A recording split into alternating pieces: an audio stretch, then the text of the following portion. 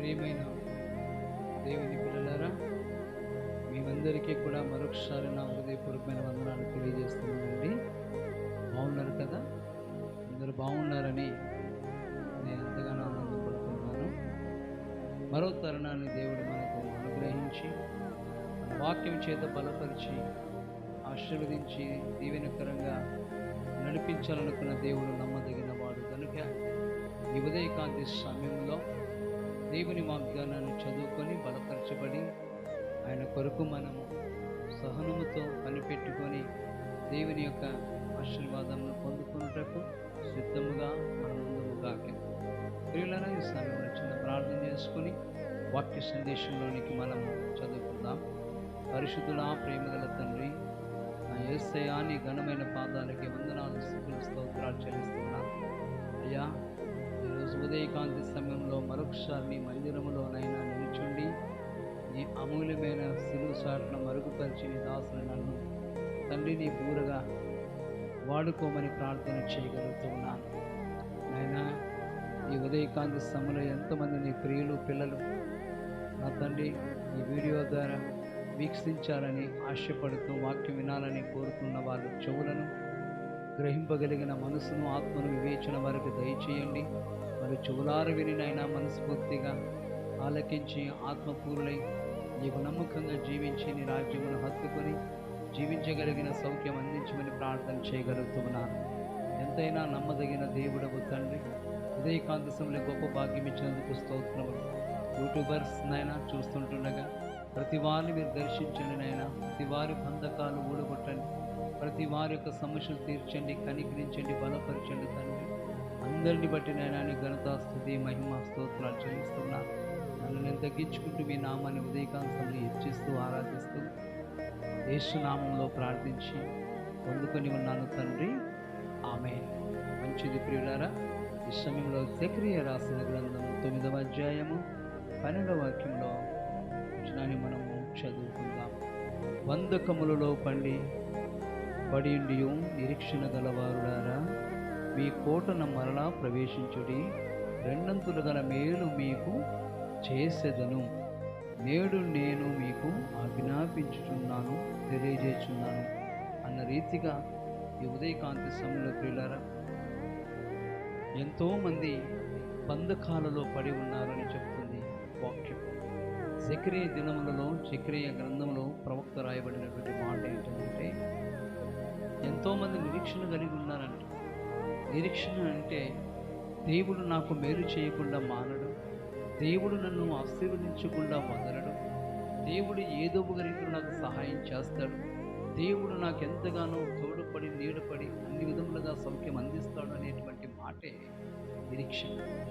ఈ నిరీక్షణ ఈ రోజుల్లో ఎంతోమంది కోల్పోతున్నారు. ఈ నిరీక్షణ ఉంది మరికొంతమందికి అయితే నిరీక్షణ లేదు అన్నమాట వాస్తవంగా ఈ గ్రంథంలో మనం చదువుకుంటున్నాం. చూడండి, నిరీక్షణ కలిగిన వారు ఎవరంటే శ్రమలలో, కష్టాలలో, కన్నీళ్లలో, ఇరుకులలో, ఇబ్బందులలో, బాధలలో, కన్నీటిలో మున్నిటిగా మారిన బ్రతుకులలో వేసారిపోయిన వారినే నిరీక్షణ కలిగిన వారు. వీళ్ళారా, ఎన్ని రకాలుగా ఇబ్బందులు, ఆపత్తులు, ఆపత్కాలములో సంభవించినా ఆత్మదేవుని వాక్యం ఏం చెప్తుందనంటే నిరీక్షణతో ఉన్నారంట. ఆయన పిల్లలు నిరీక్షణతో కలిగి ఉన్నారు. ఇవన్నీ జయించుకుంటూ నా దేవుడు నాకు సహాయం చేయక మానడు, ఖచ్చితంగా నా దేవుడు నాకు సహాయం అందిస్తాడు, అన్ని విధములుగా నా దేవుడు నన్ను బలపరుస్తాడు, దేవుడు ఏదో రీతిలో నన్ను ఆదుకొని ఆదరించి కనికరించి బలపరిచి స్థిరపరుస్తాడు నాకు నమ్మకం చేత ఉండడమే నిరీక్షణ అనే దానికి నిర్లక్ష్యం. ఇలారా, ఈ నిదర్శనంగా ఉండేటువంటి ఈ మాట ఎంతోమందిని దినాల్లో ఆదరించడానికి ఆ రోజుల్లోనే ఆ పరిస్థితులు ఇశ్రాయేలు ప్రజలకు వచ్చాయి, అనుభవించారు వాళ్ళు. మరి జకరియా వాళ్ళని బలపరచాలని, ధైర్యపరచాలని, నడిపించాలని నడుము బిగించి దేవుని చేత హెచ్చరించబడిన వాడే, దేవుని ఆత్మతో నింపబడిన వాడే ఆయన అంటున్నాడు, నిరీక్షణ ఉంది కానీ కోల్పోకండి, నిరీక్షణ కలిగి ఉన్నారు కనుక మరలా మీరు ఆ కోటన ప్రవేశించండి. ప్రవేశిస్తే మరలా మీకు రెండింతలు గల మేలు, దీవెనకరంగా, ఆశీర్వాదకరంగా దేవుడు మనకు చేయనే ఉన్నాడు, మిమ్మల్ని దీవించనే ఉన్నాడు అనే మాట చేత ప్రభు అయిన దేవుడు వారిని మరి జకరియా ప్రవక్త ద్వారా హెచ్చరించినట్లుగా చూస్తుంటున్నాం. ప్రియుడా, ఈరోజు నీ నిరీక్షణ ఏమైంది? చాలామంది ఈరోజు నిరీక్షణ కలిగి ఉన్నారు, కానీ ప్రార్థన జీవితంలో లేని వారు ఉన్నారు, వాక్యంలో నిలకడగా లేని వాళ్ళు ఉన్నారు, లోక పరిస్థితులను ఎదిరించి దేవుని కొరకు నడవబట్టి నిలబడవలసినటువంటి వాళ్ళు వేసారిపోయి మా జీవితాలు ఇంతే, మా బ్రతుకులు ఇంతే, మేమింతేనేమోనని చికాకుకు, చింతలకు, యథార్థకు గురి అయి దేవునితో గడవలేకపోతున్నారేమో ప్రియులారా. ఇదిగో నా ప్రేమని దేవుని పిల్లలారా, దేవుని వాక్యం మరలా మీతో మాట్లాడి ఆదరిస్తున్న మాట ఏంటంటే, మరలా ఆయన కోట మనము ప్రవేశించాలి, రెండింతలుగా దేవుడు మేలు చేస్తాను అని మాటిస్తున్నాడు. కనుక నీ నిరీక్షణ అనవసరంగా పోగొట్టుకొని లోకానికి, మాధుర్యానికి గురి అయి ఆశీర్వాదమును పోగొట్టుకోకూడదని ఆత్మదేవుడు మరలా హెచ్చరిస్తున్నాడు. కనుక నా ప్రియమైన వారులారా, కోటను ప్రవేశించడం అంటే ఆయన మందిరమే. ప్రార్థన సహవాసం కలిగి జీవిస్తే నువ్వు ఆయన కోటలో ఉన్నట్లే. నమ్మకంగా ఆయన కొరకు నువ్వు జీవించగలిగితే ఆయన నీ కొరకు కదిలి వచ్చే దేవుడని ప్రార్థన పూర్వకంగా మనం వెతకాలని ప్రభు పేరిట మనం చేస్తున్నాం. నిరీక్షణ ఉన్నదండి, గొప్ప నిరీక్షణ, శుభప్రదమైన నిరీక్షణ ఉన్నదండి. అదే దేవుని రాజ్యం. లోకంలో మనం ఎదగాలంటే, లోకంలో ఏమనంటే జయించాలి అని అంటే నిరీక్షణ ఎంతో అవసరం.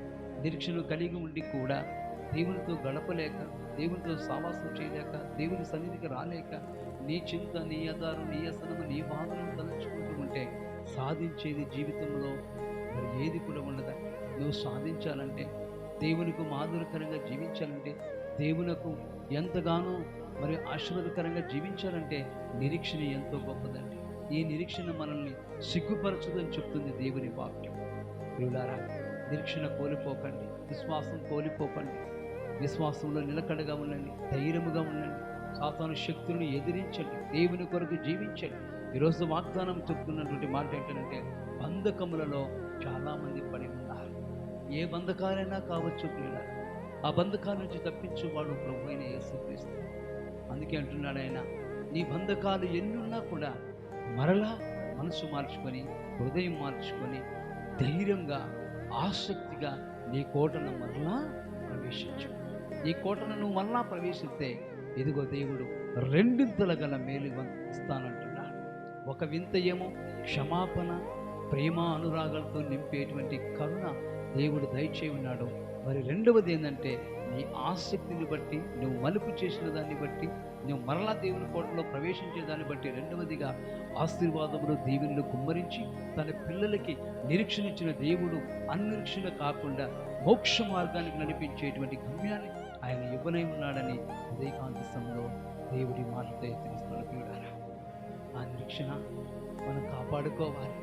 ఆ నిరీక్షణ మనలో ఎల్లప్పుడూ ఉండాలి ప్రియులారా.